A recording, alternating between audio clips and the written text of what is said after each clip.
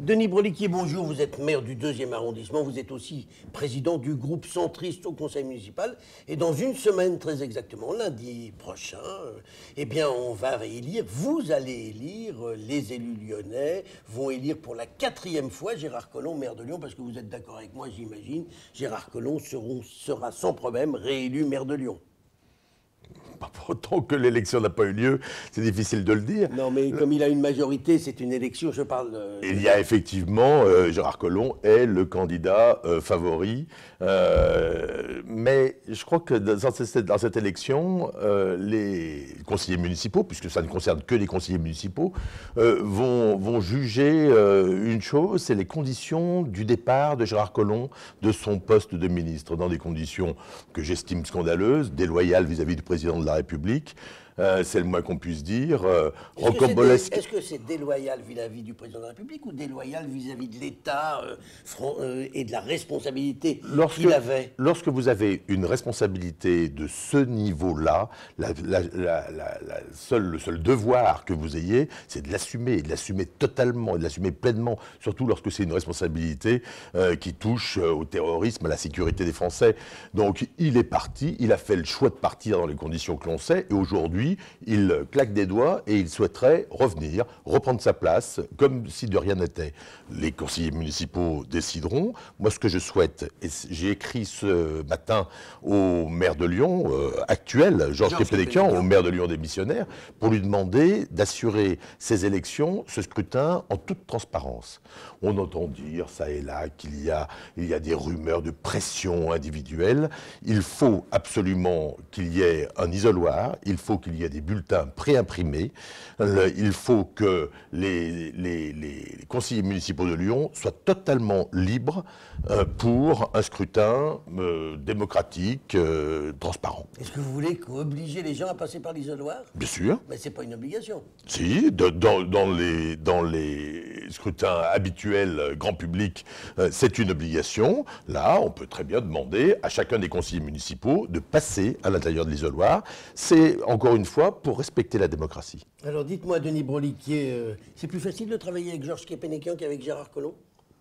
Ça a été évidemment plus facile de travailler avec Georges Képénékian, avec lesquels on a une relation humaine, de coopération, d'écoute, de dialogue, qu'avec Gérard Collomb, avec lequel cette relation n'a jamais existé. On parle maintenant un petit peu de ce qui se passe à droite, dans l'opposition. Denis Broliquier, Étienne Blanc et Pascal Blage viennent d'annoncer leur candidature. Ça y est, votre camp se divise déjà. Est-ce que vous envisagez, à votre tour, d'annoncer votre candidature ce matin? Si vous voulez mon avis, ces candidatures, elles arrivent bien trop tôt. Je vous rappelle que les élections municipales, c'est dans 18 mois, dans 1 an et demi. Et quand un homme politique entre en campagne électorale, il ne se préoccupe que d'une chose, c'est d'aller convaincre les électeurs.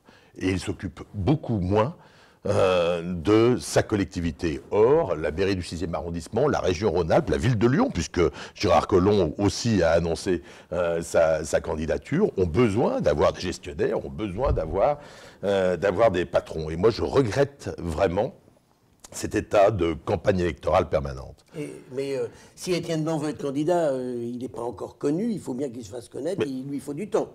Rien ne l'empêche, mais avant d'annoncer une candidature, on parle projet, on parle avenir, on parle de fond, on parle d'une vision de la ville à 20 ans ou à 30 ans, on dit très clairement, très concrètement ce que l'on veut pour la ville. On a l'impression, avec ces 3 annonces de candidature en quelques jours, qu'on est dans une bataille d'ego, d'occupation d'un terrain politique, encore une fois à 18 mois des élections. Les Lyonnais, que pensent-ils? Il faut d'abord leur donner envie de revenir aux urnes, d'aller voter. Et c'est pas à 18 mois, en annonçant « moi je », que l'on arrivera à quelque chose.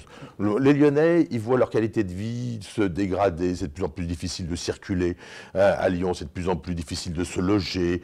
De respirer. De respirer aussi, l'air est de moins en moins pur. Il y a des vrais problèmes qui se posent. L'innovation technologique, par exemple, change complètement nos vies.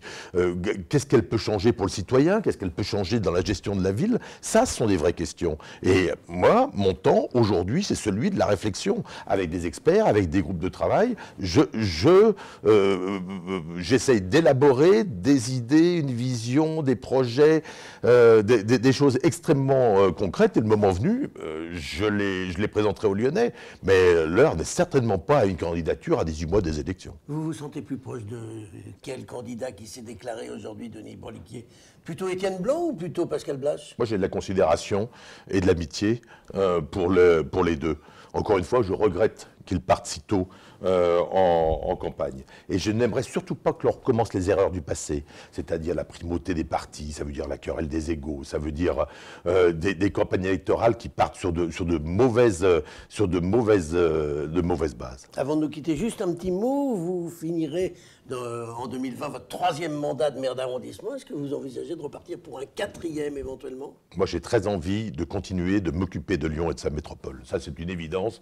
J'ai cette ville dans la peau et j'ai envie de continuer à contribuer à l'expansion de cette ville. Eh bien, on verra à quel poste vous voulez le faire, Denis Broliquier. Je vous remercie.